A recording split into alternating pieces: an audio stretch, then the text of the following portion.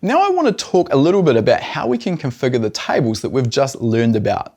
Most aftermarket ECUs will allow the number of RPM and load zones to be altered, and a common mistake I see novice tuners make is to use way too many sites, thinking that a higher resolution will make for a better quality tune.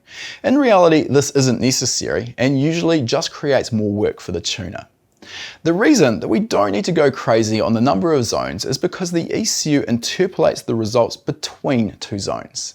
This means that if you're exactly midway between two zones, the ECU will output a result that's the average of the numbers in the two zones.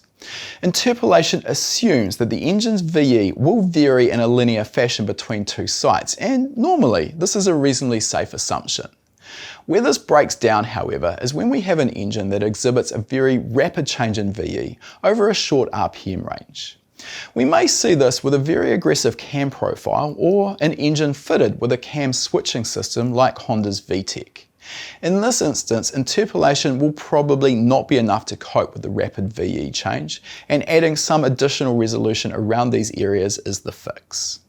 The guideline I use when configuring a table is to use 500 RPM increments on the RPM axis. I'll normally add another RPM row down around the idle area where we want slightly finer control at perhaps 750 RPM for example. I'll also add an RPM row anywhere that the engine shows a very large change in VE.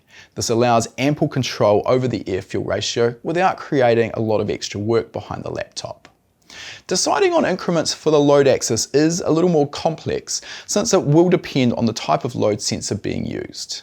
MAP is by far the most common input on an aftermarket ECU, and normally with a MAP sensor I'll use increments of 20 to 25 kPa. We may however want more zones in the ranges where the engine idles and cruises to provide finer control. In this case you can bring those increments down to perhaps 10 kPa in these areas. Remember though that we can always add additional zones to the fuel and ignition tables later if we need to without adversely affecting the tune, so we don't have to have our tables configured perfectly before we start tuning. I'll typically start with a very basic table configuration and then add zones as I deem necessary once I begin tuning and I actually see how the engine responds. If I've got a rich or lean area in the middle of two of my existing zones where the air-fuel ratio is perfect, I simply go ahead and add a zone in between to allow me to correct that specific area.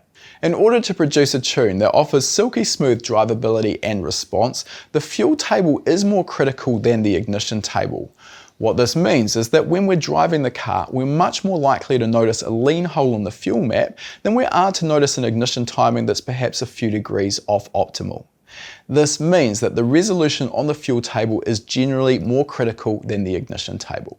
To demonstrate the power of interpolation, we're going to have a look at a dyno demonstration now where we map an entire engine using a fuel table with just 4 sites and see how the results compare to a more conventional fuel table with multiple sites.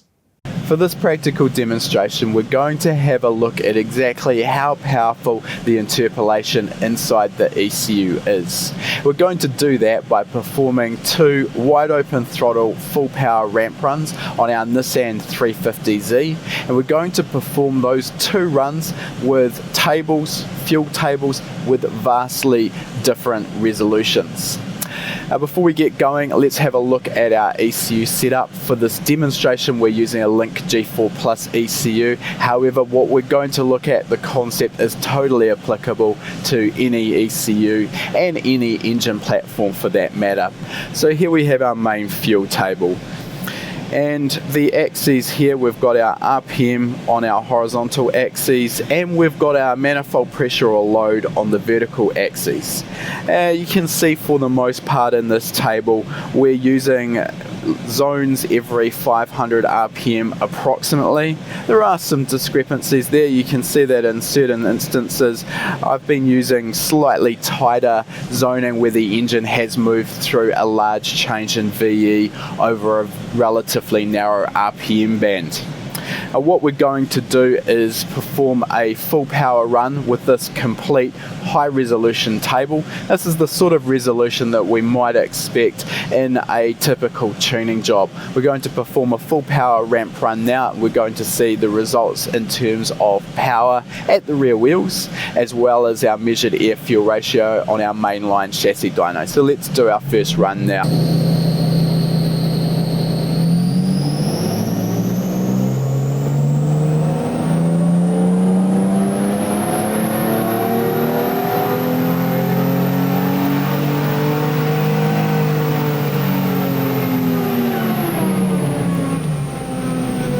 So that's our first run complete now, and we measured 149.5 kilowatts or 200.5 horsepower at the rear wheels at 6100 RPM.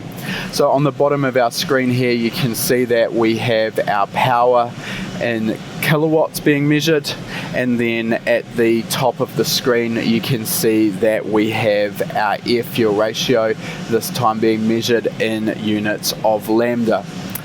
Okay, so now we're going to save that run and we will call that test 1 so we can reference it later. Let's jump back into our laptop software now, and we're going to make a change to the resolution of our main fuel table. Now, to demonstrate this, the power of interpolation, what we're actually going to do, I'm going to import a previous table that I've already set up. And in this case, you can see that now we only have 4 zones to our main fuel table. We've got 0 RPM and minus 100 kPa, the same load point at 7,000 RPM, and then under wide open throttle maximum load at 0 kPa, we've got 0 RPM and 7,000. So we've only got 4 points in that entire fuel table. Let's do another full power ramp run now, and we will see how exactly that affects our power and our air fuel ratio control.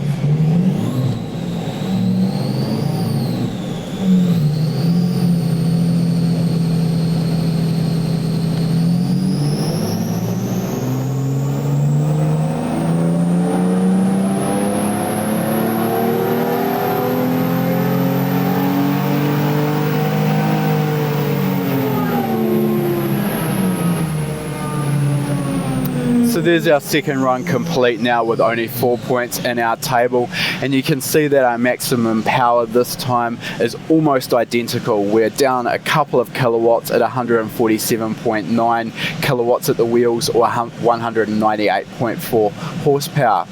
If we analyze those 2 runs overlaid, you can see our power on the bottom.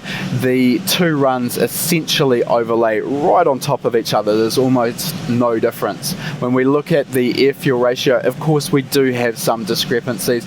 In particular here at low RPM, around about 3,000 RPM, we have a rich point which we couldn't control with just 4 points in our fuel table. Now, I don't recommend that you try tuning every car with only 4 points in your fuel table. This is just simply taking the concept of interpolation to extremes and showing you what the ECU is able to do, and this is a good way of showing you that you don't need to have too many sites in your fuel or your ignition tables. You definitely don't need to be packing in too many sites, because the ECU is able to do the hard work for you in the background, and having too many sites simply makes more work for you when you're tuning.